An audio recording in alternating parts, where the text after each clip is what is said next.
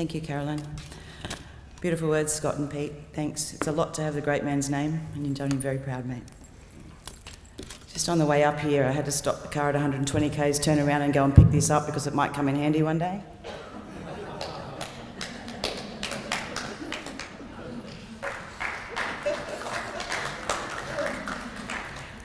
I'd like to just start by saying it's funny, but it's not funny, how we agonise over what to wear at a funeral.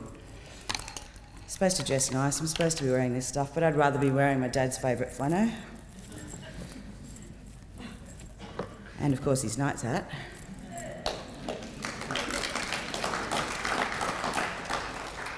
It is my responsibility to tell you that we had a discussion about what Dad should wear on his last day with us.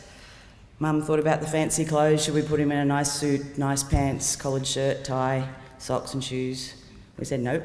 Flannel, yard shorts, knight's hat. That is what he's wearing right now.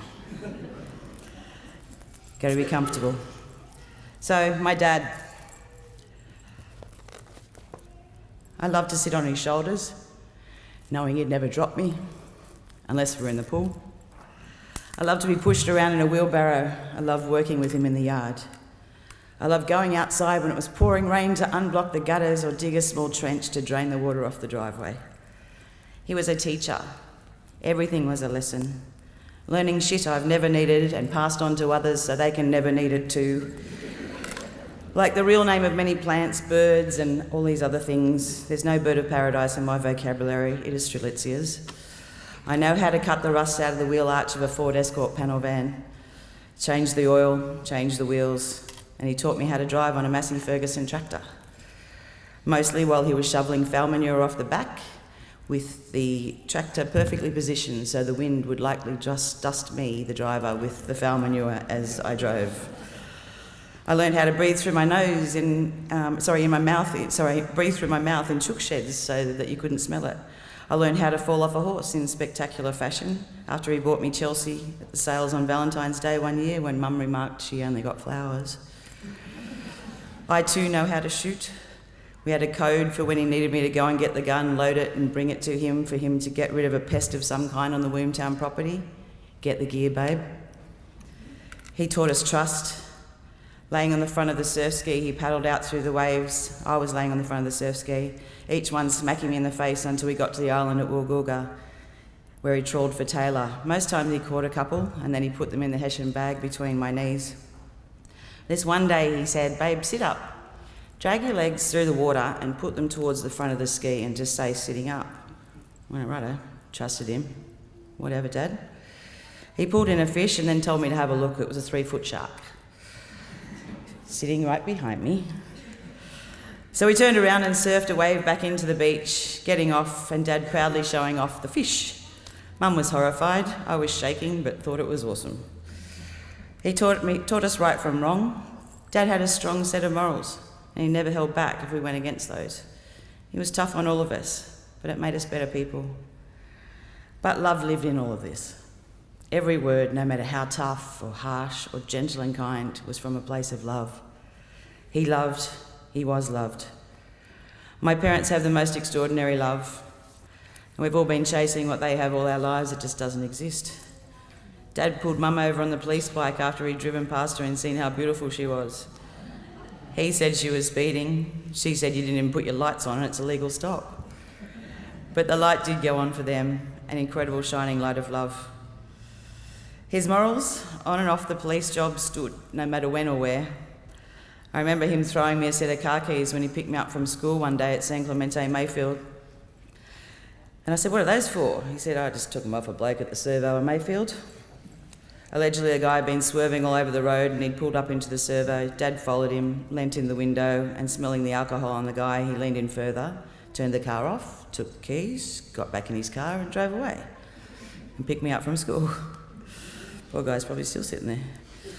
A few years ago, I was at a union iron boat day, and I want to thank my union friends and comrades that have come here today, Bobby Lee in the branch, Glenn and Cherie, Leanne Holmes from the RTBU. Very special to have you here. Many years ago, we were at Iron Boat Day, and two seafarers asked me my surname. I said, Myers, proud. Their faces changed. I went, uh-oh. Not related to Peter Myers, are ya?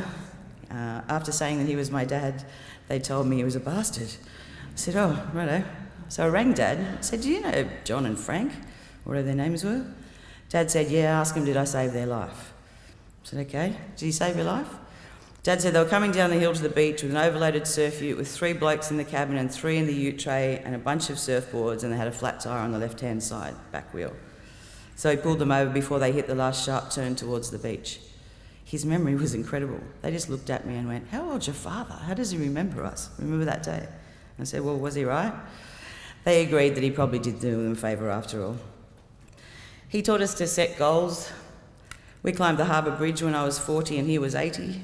At the top, he turned to the woman that was guiding us and said, how old's the oldest person to climb the bridge? And the answer was a 100-year-old woman. So he turned to me and said, what are you doing in 20 years? We didn't quite make it, but we would have. He taught us to help others. Dad always wanted to help people, always offering to help fix or build or repair something and in his shed, and he had just the thing that would do it. In fact, he had all the things and lots of all the things. He was renowned for stopping the car or turning around and going back to pick up something that was on the road, a tool, a piece of steel, wire, whatever. He didn't miss anything happening around him. I remember one day coming home from school to Williamtown and we pulled over on Nelson Bay Road, and next minute Dad's got his arms inside a cow helping deliver a calf. Didn't miss a trick. Now, we love the Man from Snow River movie, which I can still recite from the beginning to end verbatim. When I first moved to Sydney, Dad not being one to pick up the phone to say g'day or general chit-chat, he would ring randomly and ask me about a line from the movie. The call would go something like, hey bub, what happens at the first inch of snow? And I'd say, first inch of snow, every beast in this plateau heads to the bluff.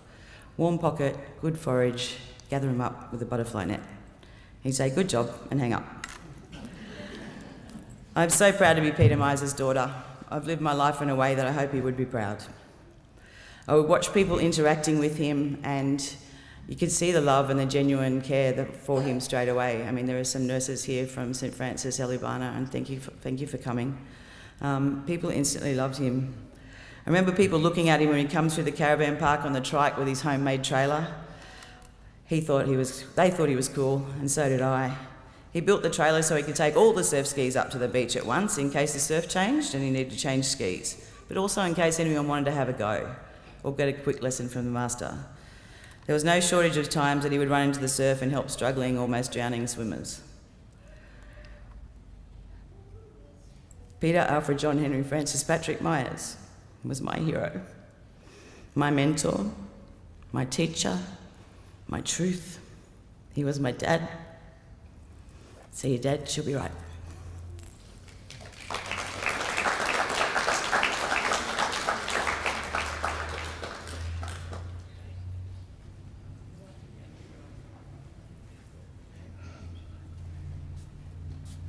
That's a hard one to follow.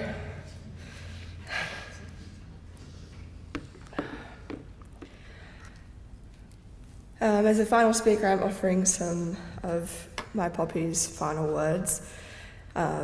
Grandma found a letter that he'd written, we think, 3 years ago after his first stroke. We don't know when he wrote it, but it is his words. After translating it through his handwriting, thank you, Animish, for that. Well, if any of you are sitting there and waiting for me to tell you how to do this, well now, this time, you may be waiting a long time. So you'd better bring your lunch, pilgrims. These words I offer used to come from an old cowboy movie of John Wayne, who I tried to be as tough as. But John Wayne is also not around now, so it didn't help me much either. I don't know about Wayne, but I've gone off on my surf ski somewhere, and that's the way that I want you all to think. None of this crying over spilt milk. I'll miss you, Poppy. 91 years is a long time to be an extraordinary man. I'm so happy that I've been able to know you for 21 of that. That's all from me as well.